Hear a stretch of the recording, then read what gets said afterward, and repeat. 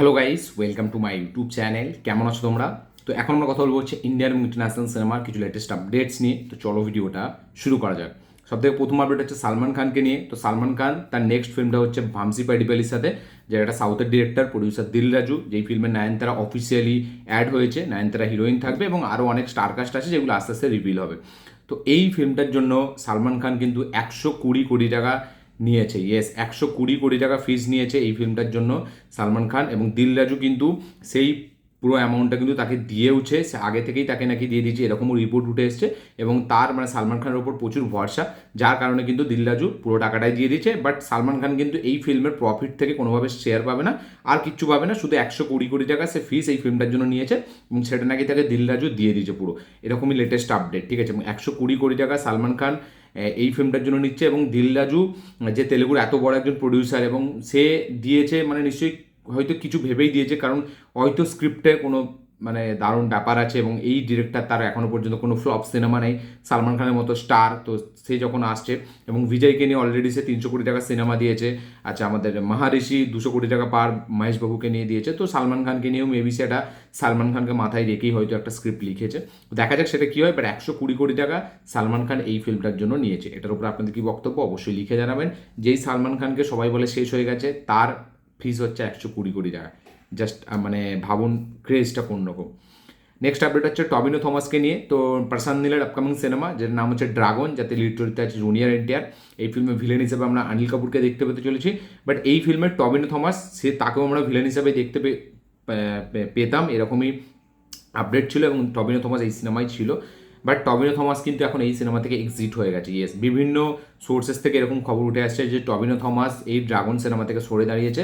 তার ডেট ইস্যুর কারণে সে এই শিডিউলটা সামলাতে পারছে না, যার কারণে সে এই সিনেমাটা থেকে বেরিয়ে গেছে। এবং তার মতে যে সে কিন্তু একটা টাইমে বিভিন্ন রকম কাজ সে মানে করতে চায় না, এবং এটা তার করাটা উচিতও মনে হয় না, যে একজনকে সময় দিয়েছে আবার একজনকে সময় দেবো, আবার একজনকে সময় দেবো। তো এইটা তার মতে, তার রুল এরকম না, তার নিয়মটা এরকম না। সে যখন ছবি করে একটা টাইমের ওপরে, মানে একটা ছবি একদম এভাবে করে, একদম নির্দিষ্টভাবে তাতে স্ট্রিক্ট থাকে। সে মানে এইখান থেকে একবার শুটিং করে ওইখানে যাবো, তো সে এরকম প্রসেসে বিলিভ করে না।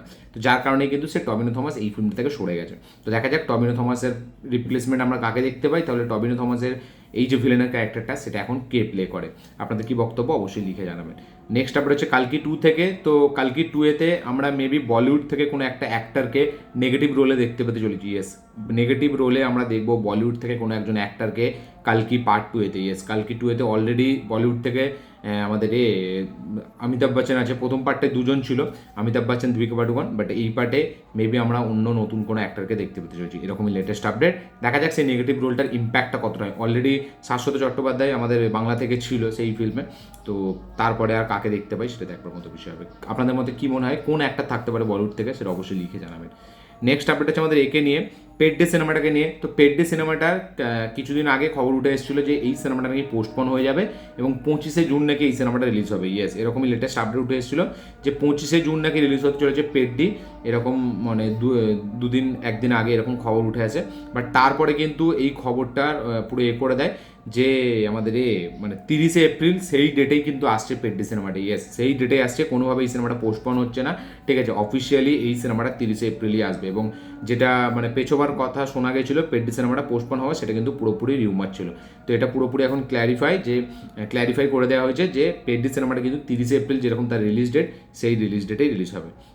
আজকে নেক্সট আপডেট হচ্ছে একে নিয়ে, ভূত বাংলা সিনেমাটাকে নিয়ে। তো ভূত বাংলা সিনেমার রান টাইম হতে চলেছে 2 ঘন্টা 50 মিনিট। ইয়েস, একটা হরর কমেডি সিনেমা, যার রান টাইম হতে চলেছে 2 ঘন্টা 50 মিনিট। এরকমই এখনও পর্যন্ত রিউমার উঠে আসছে। এবং যদি এটা হয়, অক্ষয় কুমারের সেকেন্ড হায়েস্ট রানিং লেন্থের সিনেমা হবে এইটা। 2014 সালে হলিডে ছিল সব থেকে বড় লম্বা সিনেমা, তারপরে কিন্তু এই সিনেমাটা লম্বা হতে চলেছে মানে অক্ষয় কুমারের কেরিয়ারে।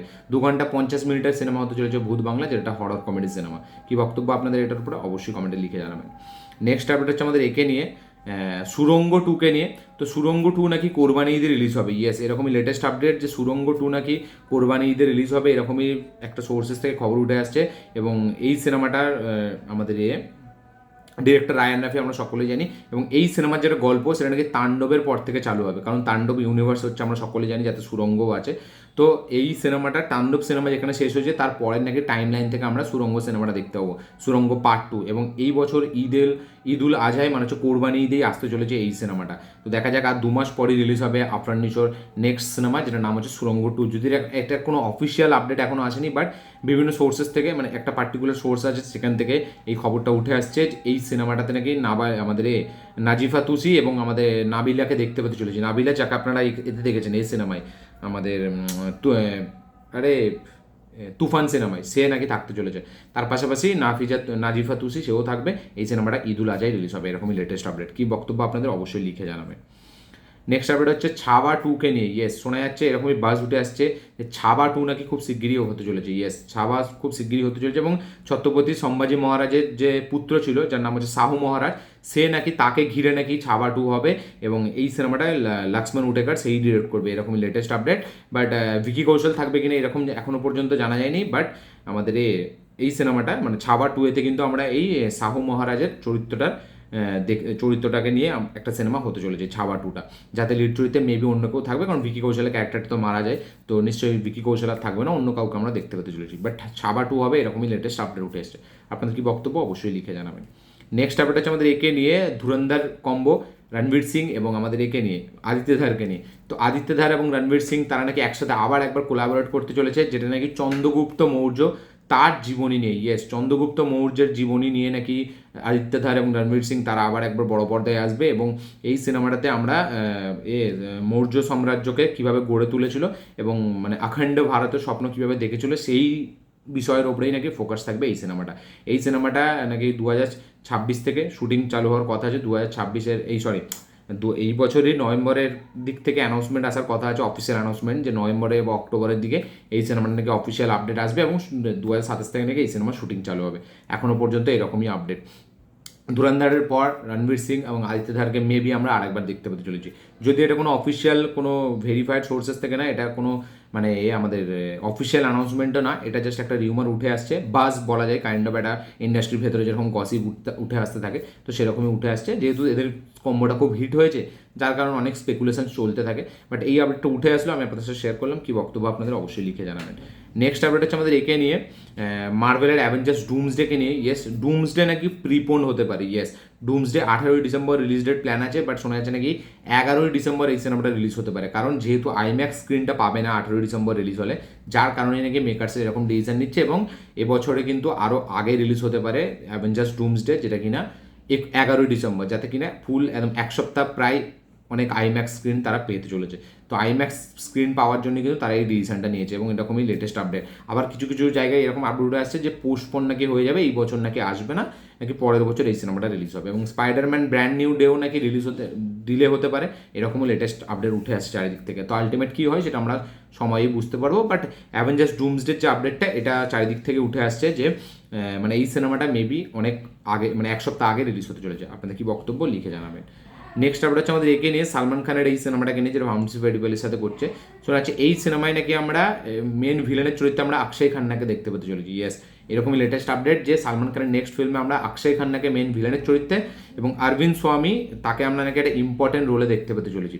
আমি অলরেডি স্টারকাস্ট নিয়ে কথা বলেছিলাম আমার শর্ট ভিডিওতে না লং ভিডিওতে, যাই হোক, যে এই সিনেমাতে কে কে থাকছে, প্রকাশ রাজ, আমাদের জগপতি বাবু, অরবিন্দ স্বামী, এরা তো থাকছেই, বাট এখন যে লেটেস্ট আপডেট যে মেন ভিলেনের চরিত্রে আমরা অক্ষয় খান্নাকে দেখতে পেতে চলেছি, কারণ ধুরন্ধরে তার বিপুল সাফল্য পেয়েছে, এবং যার কারণে নাকি এরকম ডিসিশন নিয়েছে মেকার্সরা। সালমান খান এক্স আমাদের অক্ষয় খান্না হতে চলেছে এই সিনেমাটাতে, তো দেখা যাক সেটা কতটা হেভি হয়।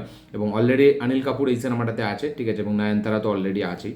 তো অনিল কাপুর মেবি তাকে আমরা ভিলেনের চরিত্রেই দেখবো, দেখা যাক সেটা কী হয়। নেক্সট আপডেট হচ্ছে আমাদের একে নিয়ে, ওই দাদা সৌরভ গাঙ্গুলির বায়োপিক নিয়ে, যেটা টাইটেল হচ্ছে Dada the Sourav Ganguly story. Yes, Rajkummar Rao এদের লিড চরিত্রে আছে। এই সিনেমার শুটিং কিন্তু অলরেডি চালু হয়ে গেছে, সৌরভ গাঙ্গুলির বায়োপিকের শুটিং কিন্তু অলরেডি চালু হয়ে গেছে, যেই সিনেমাটার টাইটেল ইনিশিয়ালি রাখা হয়েছে দাদা দ্য সৌরভ গাঙ্গুলি স্টোরি, এরকমই রাখা হয়েছে। তো এই সিনেমাটা খুব শীঘ্রই শুটিং চালু হয়ে গেল, এবং এই সিনেমাটা কিন্তু খুব শীঘ্রই রিলিজ হয়ে যাবে, মেবি 2026 শেষের দিকে বা 27 প্রথম দিকে এই সিনেমাটা রিলিজ হবে, দেখা যাক সেটা কী হয়। নেক্সট আপডেট হচ্ছে আমাদের একে নিয়ে, এই মাতৃভূমি বলে সিনেমাটাকে নিয়ে, সালমান খানের যেটা সিনেমা, যেটা আমাদের ওই ডিরেক্টরটা ডিরেক্ট করেছে, নামটা আমি ভুলে যাচ্ছি এই মুহূর্তে। তো এই সিনেমাটা নাকি 15ই মে রিলিজ ডেট প্ল্যান করছি। 17ই এপ্রিল না, এই সিনেমাটা 15ই মে রিলিজ হবে, এরকমই লেটেস্ট আপডেট। যে নতুন যে রিলিজ ডেট এই সিনেমাটা, সেটা 15ই মে। তো সালমান খানের এই সিনেমাটা প্রচুর ডিলে হচ্ছে এবং এই সিনেমাটা নিয়ে হাইপ বলা যায় পুরো শেষ। এবং যেহেতু এর একটাও কন্টেন্ট অডিয়েন্সদেরকে অ্যাট্রাক্ট করতে পারেনি, যার কারণে এটা পুরোপুরি মানে মুখ থুবড়ে পড়বে বক্স অফিসে, আমরা বুঝতেই পারছি। এই নামটা ভুলে যাচ্ছে, অপূর্বা লাকিয়ার ডিরেক্টর। আমার যতটা মনে হচ্ছে সালমান খান ভামসি সিনেমাটা দিয়েই কামব্যাক করবে। আপনাদের কি মতে মনে হয় অবশ্যই লিখে জানাবেন।